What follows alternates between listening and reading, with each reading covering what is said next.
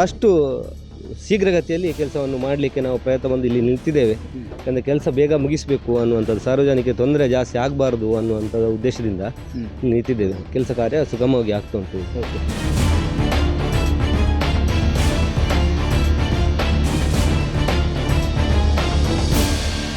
ದುಂಡೋಲೆ, ನಾರಿಯ ಮತ್ತು ಬೆಳಾಲಿಗೆ ಸಂಪರ್ಕವನ್ನು ಕಲ್ಪಿಸುವಂತಹ ರಸ್ತೆ ಇದೀಗ ರಿಪೇರಿ ಆಗ್ತಾ ಇದೆ. ಯಾಕೆ ಅಂತಂದರೆ ಘನವಾಹನಗಳಿಗೆ ಪ್ರವೇಶ ಇಲ್ಲ ಅಂತ ಹೇಳಿ ಇಲ್ಲಿ ಬೋರ್ಡ್ ಹಾಕಲಾಗಿತ್ತು. ಅಲ್ಲಿ ಆ ಒಂದು ತಡೆಗೋಡೆ ಅಥವಾ ಆ ಒಂದು ಪಕ್ಕದ ರಸ್ತೆ ಕುಸಿದಿದ್ದಂಥ ಹಿನ್ನೆಲೆಯಲ್ಲಿ ಇಲ್ಲಿ ಬಹಳಷ್ಟು ದಿನಗಳಿಂದ ಒಂದು ರಸ್ತೆಯಲ್ಲಿ ಓಡಾಡೋದಕ್ಕೆ ಕಷ್ಟ ಆಗ್ತಿತ್ತು. ಈ ಹಿನ್ನೆಲೆಯಲ್ಲಿ ಧರ್ಮಸ್ಥಳದಿಂದ ಬಂದಾರು ಮಾರ್ಗವಾಗಿ ಉಪ್ಪಿನಂಗಡಿಗೆ ಹೋಗುವಂಥ ಒಂದು ಬಸ್ ಇರ್ಬೋದು, ಬೆಳಾಲಿಗೆ ಹೋಗುವಂಥ ಬಸ್ ಇರ್ಬೋದು, ಇವೆಲ್ಲವೂ ಕೂಡ ಕ್ಯಾನ್ಸಲ್ ಆಗಿದೆ. ಇಲ್ಲಿಯ ಮಕ್ಕಳಿಗೆ ತೊಂದರೆಗಳಾಗಿತ್ತು. ಇದೀಗ ಧರ್ಮಸ್ಥಳ ಗ್ರಾಮ ಪಂಚಾಯತ್ನ ವತಿಯಿಂದ ನಿರಂತರವಾಗಿ ಶ್ರಮ ವಹಿಸಿ ಈ ಒಂದು ಕೆಲಸ ಕಾರ್ಯಗಳನ್ನು ಮಾಡಲಾಗ್ತಾ ಇದೆ. ಈ ಹಿಂದೆ ಸುದ್ದಿಯಲ್ಲಿ ಇದರ ವರದಿಯನ್ನು ಕೂಡ ನಾವು ಪ್ರಸಾರ ಮಾಡಿದ್ವಿ. ಆ ಸಂದರ್ಭದಲ್ಲಿಯೂ ಕೂಡ ಧರ್ಮಸ್ಥಳ ಗ್ರಾಮ ಪಂಚಾಯತ್ನ ಸದಸ್ಯರು ನಮಗೆ ಒಂದು ಮಾಹಿತಿಯನ್ನು ಒದಗಿಸಿದರು. ನಾವು ಇದನ್ನು ಸರಿಪಡಿಸ್ತೇವೆ, ಕೂಡಲೇ ಸರಿಪಡಿಸಿ ಕೊಡ್ತೇವೆ ಅನ್ನುವಂಥದ್ದು. ಅದರ ಜೊತೆಗೆ ಇದು ಗ್ರಾಮ ಪಂಚಾಯತ್ನ ವ್ಯಾಪ್ತಿಗೆ ಬರೋ ರಸ್ತೆ ಅಲ್ಲ ಅನ್ನುವಂಥದ್ದನ್ನು ಕೂಡ ಹೇಳಿದರು. ಇದೀಗ ಧರ್ಮಸ್ಥಳ ಗ್ರಾಮ ಪಂಚಾಯತ್ ವತಿಯಿಂದ ನಿರಂತರವಾಗಿ ಈ ಕೆಲಸ ಕಾರ್ಯಗಳು ಆಗ್ತಾ ಇದ್ದಾವೆ. ನೋಡಿ, ಕಾಂಕ್ರೀಟ್ನ ಕೆಲಸ ಕಾರ್ಯಗಳಾಗ್ತಾ ಇದೆ. ಇದೀಗ ಒಂದಷ್ಟು ಘನವಾಹನಗಳ ನಿಲ್ಲಿಸಿ ಕೆಲಸವನ್ನು ಮಾಡ್ತಾಯಿದ್ದಾರೆ. ಅವರ ನಿರಂತರವಾಗಿ ಇಲ್ಲಿ ವಾಹನಗಳ ದಟ್ಟಣೆ ಇರೋದರಿಂದ ಕೆಲಸಕ್ಕೂ ಕೂಡ ಒಂದಷ್ಟು ತೊಂದರೆಗಳು ಆಗ್ತಾ ಇದ್ದಾವೆ ಅನ್ನುವಂಥದ್ದನ್ನು ಹೇಳ್ತಾ ಇದ್ದಾರೆ. ಹೀಗೆ ನಿರಂತರವಾಗಿ ಇಲ್ಲಿ ಕೆಲಸ ಕಾರ್ಯಗಳು ಆಗ್ತಾ ಇದೆ. ಈ ಬಗ್ಗೆ ನಮ್ಮ ಜೊತೆಗೆ ಮಾತನಾಡೋದಕ್ಕೆ ಧರ್ಮಸ್ಥಳ ಗ್ರಾಮ ಪಂಚಾಯತ್ನ ಸದಸ್ಯರಿದ್ದಾರೆ, ಸುಧಾಕರ್ ಅವ್ರನ್ನ ಮಾತನಾಡಿಸುವ. ನೋಡಿ, ಯಾವ ರೀತಿಯಾಗಿ ಇಲ್ಲಿ ಕಾಂಕ್ರೀಟ್ನ ಕೆಲಸ ಕಾರ್ಯಗಳು ಆಗ್ತಾ ಇದ್ದಾವೆ ಅನ್ನುವಂಥದ್ದನ್ನು ಕೂಡ ನಿಮಗೆ ತೋರಿಸ್ತಾ ಇದ್ದೀವಿ. ಬಹಳಷ್ಟು ಶ್ರಮ ವಹಿಸಿ ಬಹಳಷ್ಟು ಕಾರ್ಮಿಕರು ಸೇರಿಕೊಂಡು ಇಲ್ಲಿ ಈ ಒಂದು ಕೆಲಸವನ್ನು ಮಾಡ್ತಾಯಿದ್ದಾರೆ. ಉಜಿರೆಯ ಕಾಂಟ್ರಾಕ್ಟರ್ ಪ್ರಕಾಶ್ ಕೆದ್ಲ ಕೂಡ ಇದ್ದಾರೆ, ಅವ್ರನ್ನೂ ಕೂಡ ಮಾತನಾಡಿಸ್ತೇನೆ. ನೋಡಿ, ಕಾಂಕ್ರೀಟ್ನ ಕೆಲಸ ಕಾರ್ಯಗಳು ಆಗ್ತಾ ಇದ್ದಾವೆ. ಬಹಳ ಶ್ರಮ ವಹಿಸಿ ಈ ಒಂದು ಕೆಲಸ ಆಗ್ತಾ ಇರುವಂಥದ್ದು. ಒಂದಷ್ಟು ದಿನಗಳ ಕಾಲ ಇಲ್ಲಿ ಪ್ರಯಾಣಿಕರಿಗೆ ಸ್ವಲ್ಪ ತೊಂದರೆ ಆಗ್ಬೋದು. ಅದಕ್ಕೆ ಎಲ್ಲರೂ ಕೂಡ ಸಹಕಾರವನ್ನು ನೀಡಬೇಕಂತ ಅತ್ಯಗತ್ಯ ಇದೆ. ಯಾಕೆಂತಂದರೆ ನಮ್ಮ ಊರಿನ ರಸ್ತೆ ಆಗಬೇಕು ಅಂತಂದರೆ ಅದಕ್ಕೆ ಎಲ್ಲ ಒಂದು ಪ್ರಯಾಣಿಕರು ಎಲ್ಲರೂ ಕೂಡ ಸಾಥನ್ನು ಕೂಡ ನೀಡಬೇಕು. ಎಲ್ಲ ಸಾಥನ್ನು ನೀಡ್ತಾ ಇದ್ದಾರೆ ಅಂತ ಅನಿಸುತ್ತೆ.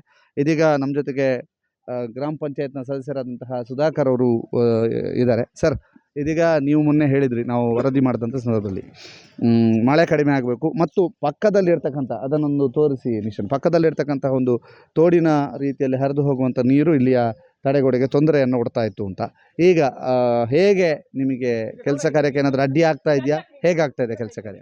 ಇಲ್ಲ, ಕೆಲಸ ಕಾರ್ಯಕ್ಕೆ ಪ್ರಥಮವಾಗಿ ಸ್ಟಾರ್ಟ್ ಮಾಡಬೇಕಾದ್ರೆ ನೀರಿನವರು ರಭಸ ಜಾಸ್ತಿ ಇದ್ದ ಕಾರಣ ಅದನ್ನು ಸರಿಪಡಿಸಿ ಆಮೇಲೆ ಕೆಲಸ ಕಾರ್ಯವನ್ನು ಮುಂದುವರಿಸ್ತಾ ಇದ್ದಾರೆ. ಈಗಾಗಲೇ ಸಾಧಾರಣ ಒಂದು 30% ಕೆಲಸ ಆಗ್ತಾ ಬಂದಿದೆ. ಇನ್ನಷ್ಟು ಕೆಲಸಗಳಿವೆ. ಕೆಲಸ ಮಾಡಲಿಕ್ಕೆ ಕೂಡ ಇಲ್ಲಿ ಜನ ದಟ್ಟಣೆ ಜಾಸ್ತಿ ಇದ್ದ ಕಾರಣ, ಗಾಡಿ ಸಂಖ್ಯೆಗಳು ಜಾಸ್ತಿ ಇರುವ ಕಾರಣ ಕೆಲಸಕ್ಕೆ ಕೂಡ ಅಡೆತಡೆ ಆಗ್ತಾ ಇದೆ. ತನ್ನ ಮನಗಂಡು ಆಗಲಿ ಇವತ್ತು ಒಂದಷ್ಟು ಶೀಘ್ರಗತಿಯಲ್ಲಿ ಕೆಲಸವನ್ನು ಮಾಡಲಿಕ್ಕೆ ನಾವು ಪ್ರಯತ್ನ ಬಂದು ಇಲ್ಲಿ ನಿಂತಿದ್ದೇವೆ. ಯಾಕಂದರೆ ಕೆಲಸ ಬೇಗ ಮುಗಿಸಬೇಕು ಅನ್ನುವಂಥದ್ದು, ಸಾರ್ವಜನಿಕ ತೊಂದರೆ ಜಾಸ್ತಿ ಆಗಬಾರ್ದು ಅನ್ನುವಂಥ ಉದ್ದೇಶದಿಂದ ನಿಂತಿದ್ದೇವೆ. ಕೆಲಸ ಕಾರ್ಯ ಸುಗಮವಾಗಿ ಆಗ್ತಾ ಉಂಟು. ಓಕೆ, ನೀವು 5 ಲಕ್ಷ ವೆಚ್ಚದಲ್ಲಿ ಆಗ್ತದೆ ಅಂತ, ಇದು ಈಗ ನೋಡಿದರೆ ವೆಚ್ಚ ಜಾಸ್ತಿ ಆಗುವಂಥ ಸೂಚನೆಗಳು ಸಿಗ್ತಾ ಇದೆಯಾ? ಹೌದು, ಇದು ಯಾಕಂತ ಹೇಳಿದರೆ ಇದು ಕೆಳಗಿನಿಂದ ಪ್ರಥಮ ಹೇಳಲಿಕ್ಕೆ ಯಾವುದೇ ಕೆಲಸ ಕೂಡ ಸುಲಭ. ಕೆಲಸ ಕಾರ್ಯ ಪ್ರಾರಂಭ ಆದಮೇಲೆ ಅದು ಎಷ್ಟು ಆಗ್ತದೆ ಅನ್ನುವಂಥದ್ದು ಇನ್ನು ಗೊತ್ತಾಗಬೇಕಷ್ಟೇ. ಅದರ ಬಗ್ಗೆ ಎಷ್ಟು ಖರ್ಚೆಲ್ಲ ಆಗ್ತದೆ ಅಂತ ನೋಡುವಂಥದ್ದು. ಓಕೆ, ಜನ ಏನು ಹೇಳ್ತಿದ್ದಾರೆ? ಜನ ಅಂದರೆ ಎಲ್ಲರೂ ಕೂಡ ಎಲ್ಲ ಥರಲ್ಲಿ ಮಾತಾಡುವವರು ಇರ್ತಾರೆ. ಯಾಕಂತ ಹೇಳಿದ್ರೆ ಅವರವರ ಒಂದು ಭಾವನೆಗೆ ಬಂದಂತೆ ಅವರು ಮಾತಾಡ್ತಾರೆ. ಅಂದರೆ ಕೆಲಸ ಕಾರ್ಯದಲ್ಲಿ ಬಂದು ನೋಡಿದಾಗ ಅದು ಕೆಲಸ ಎಷ್ಟು ಕಷ್ಟ ಇದೆ, ಕಠಿಣ ಇದೆ ಅನ್ನುವಂಥದ್ದು ಕೆಲಸ ಮಾಡುವವರಿಗೆ ಮಾತ್ರ ಗೊತ್ತಿರುವಂಥದ್ದು. ಯಾಕಂತ ಹೇಳಿದರೆ ತಾತ್ಕಾಲಿಕವಾಗಿ ವೇಗವಾಗಿ ಮಾಡಿ ಮುಗಿಸ್ಬೋದು. ಯಾಕಂತ ಹೇಳಿದರೆ ಜನಗಳಿಗೆ ಬೇಗ ಹೋಗ್ಬೋದು ಅನ್ನುವಂಥ ಉದ್ದೇಶದಿಂದ. ಆದರೆ ಅದು ಸುದೀರ್ಘಾವಧಿ ಬರ್ತದೆ ಇಲ್ವ ಬಾಳಿಕೆ ಬರ್ತದೆ ಇಲ್ವಂಥದ್ದು ಅವರ ಗಮನದಲ್ಲಿರೋದು. ಯಾಕಂತೇಳಿ ಕೆಲಸ ಸ್ಪೀಡ್ ಆಗಬೇಕು ಅನ್ನುವಂಥದ್ದು ನನ್ನ ಉದ್ದೇಶ ಅದಲ್ಲ. ಒಂದು ಯಾವುದೇ ಕೆಲಸ ಮಾಡಿದ್ರು ಕೂಡ ಅದು ಸುದೀರ್ಘಾವಧಿಯವರೆಗೆ ನಿಲ್ಲಬೇಕು ಅನ್ನುವಂಥದ್ದು.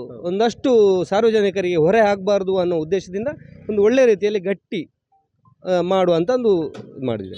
Okay, thank you. ಈ ಬಗ್ಗೆ ಮಾತನಾಡೋದಕ್ಕೆ ಕಾಂಟ್ರಾಕ್ಟರ್ ಪ್ರಕಾಶ್ ಅವರಿದ್ದಾರೆ. ಸರ್, ಏನೆಲ್ಲ ಮಾಡ್ತಾಯಿದ್ರಿ ಇಲ್ಲಿ? ಇದು ಮೊದಲು ಕಲ್ಲು ಕಟ್ಟಿ ಇದನ್ನು ತಡೆಗೋಡೆಯಾಗಿ ಮಾಡಿದ್ರು. ಹಲವು ವರ್ಷಗಳ ನಂತರ ನೀರಿನ ಹೊಡೆತಕ್ಕೆ ಈ ತಡೆಗೋಡೆ ಕುಸಿದು ಬಿದ್ದಿತ್ತು.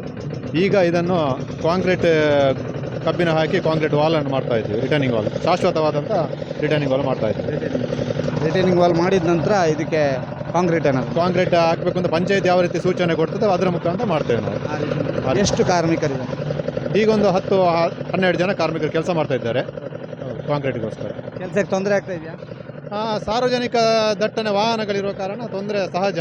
ಪಬ್ಲಿಕ್ ವರ್ಕ್ ಅಂದಮೇಲೆ ಅಲ್ಲಿ ತೊಂದರೆಗಳು ಬಂದೇ ಬರ್ತದೆ. ಅದನ್ನೆಲ್ಲ ಸಮಜಾಯಿಸ್ಕೊಂಡು ಮಾಡಿಕೊಂಡು ಹೋಗಬೇಕಾಗ್ತದೆ ಕೆಲಸಗಳು. ಧರ್ಮಸ್ಥಳ, ದೊಂಡೋಲೆ, ನಾರಿಯ, ಬೆಳಾಲು ಈ ರಸ್ತೆಗೆ ಸಂಪರ್ಕವನ್ನು ಕಲ್ಪಿಸುವಂಥ ರಸ್ತೆ. ಅದಕ್ಕೆ ಬೇಕಾದಂತಹ ಒಂದು ರಿಟೈನಿಂಗ್ ವಾಲನ್ನು ಮಾಡ್ತಾರೆ. ರಿಟೈನಿಂಗ್ ವಾಲ್ ಮಾಡಿ ಆನಂತರ ಅದಕ್ಕೆ ಬಿಲ್ಡಿಂಗನ್ನು ಮಾಡ್ತಾರೆ. ಈ ಕೆಲಸ ಈಗ ಆಗ್ತಾ ಇದೆ.